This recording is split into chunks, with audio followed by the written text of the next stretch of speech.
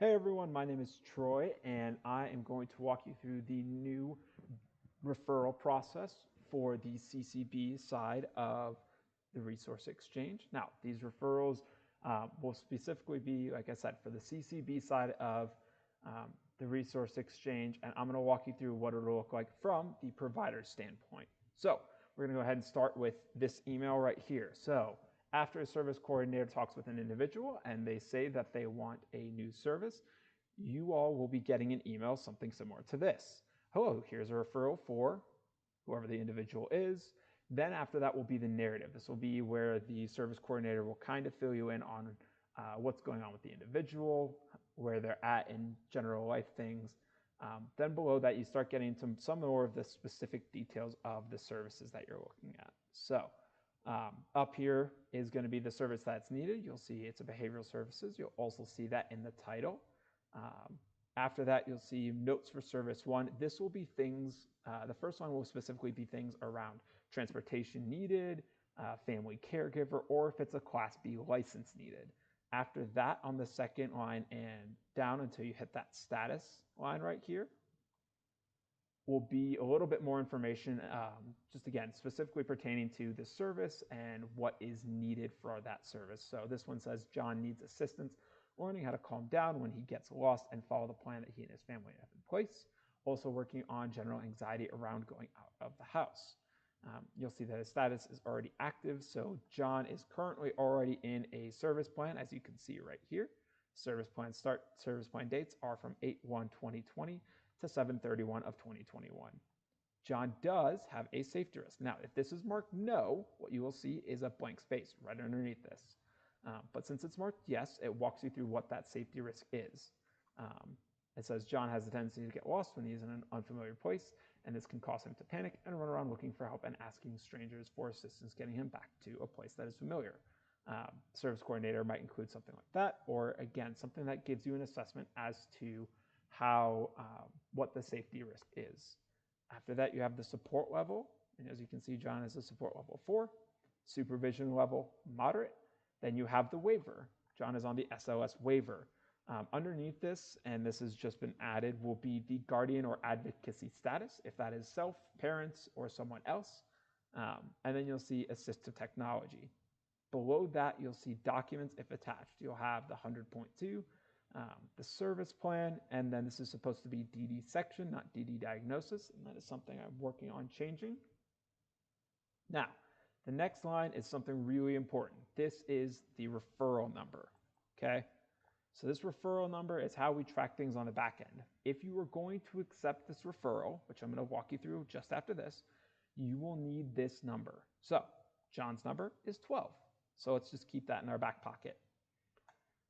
All right, and then it says, if you want to provide services for Smith John, please fill out the form below. So if I'm going to click on this link, it'll take us to a page where we can fill out a service for John Smith.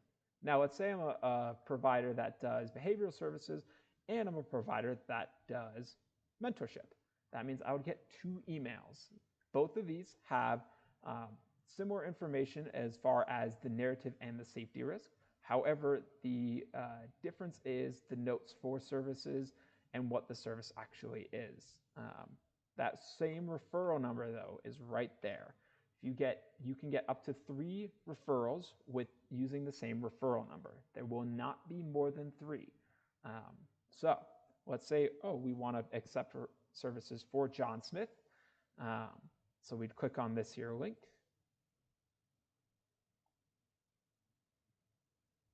And here is an accepting referral form. Now, you only have to fill out this form if you are willing to provide services and are accepting this referral, saying, hey, I would like to. If not, that's totally fine.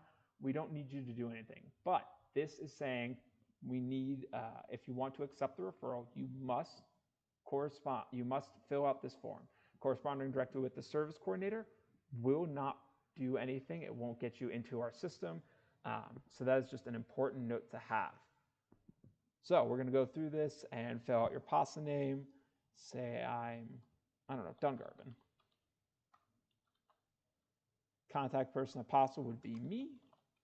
I'll fill out my email address.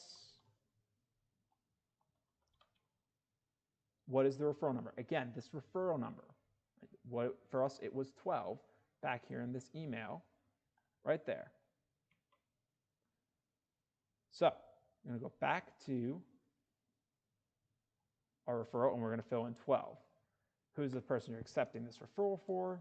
Smith John. It's because it asks for a last name, comma, first name. What services are you willing to provide? So here we could say our company is going to do behavior services and mentorship. Or say you're just accepting a referral for one of them. Let's say we're just accepting it for behavioral services. We can click off mentorship and continue on our way. But we're going to say that we want to do both. Do you have a Class B license? If it is something that is Class B license specific, you must mark yes or no. For us, none of them said Class B license, which, again, that would show up right here in the notes for service. So we don't see that this is a Class B license. So we're good to go. So we can mark not applicable. When are you willing to start providing services? That is up to you and your company. You can fill it out with whatever you like. And then there's a comment section. Now, the comment section can be important if, say, you want to send the service coordinator some documentation. You can't do that through this form, unfortunately, because Microsoft does not allow it. But what you can do is say, hey, whoever it might be, ... I will be sending you some documentation regarding this referral. And that way the service coordinator knows to be expecting that from you. Now, if you're wondering where you're going to get the service coordinator's email, back in that first email that you got, it is all the way down here at the bottom. If you need to get in contact with Troy Cook, that would be me, John Smith, service coordinator, to ask further questions, please email them at this email address. So there's that email address, and then we can go ahead and click submit.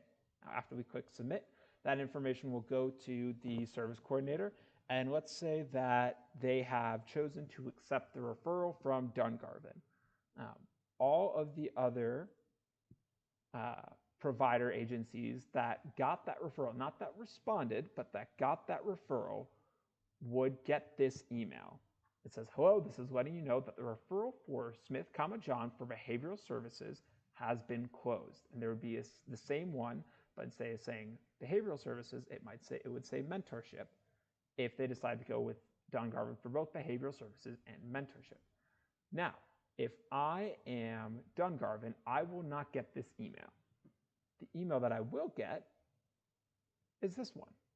Hello, we wanted to notify you that Smith, John has accepted your offer for behavioral services. Please connect with Troy Cook at tcook@tre.org to finish getting services set up.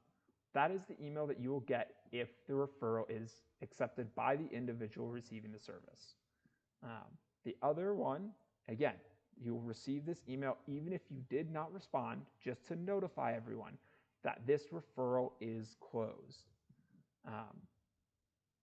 And so that's just about it.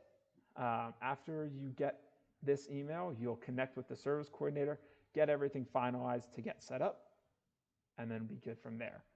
If you have any questions for me, please feel free to reach out to me at tcook@tre.org, Cook spelled with an E at the end. I'm more than happy to answer questions around how this referral process works, any concerns or questions that you might have.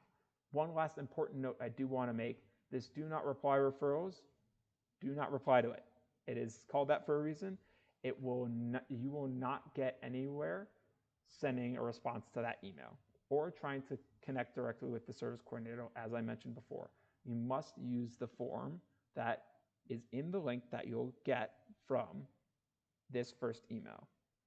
This link right here will be the best way and the only way to show that you want to accept a referral.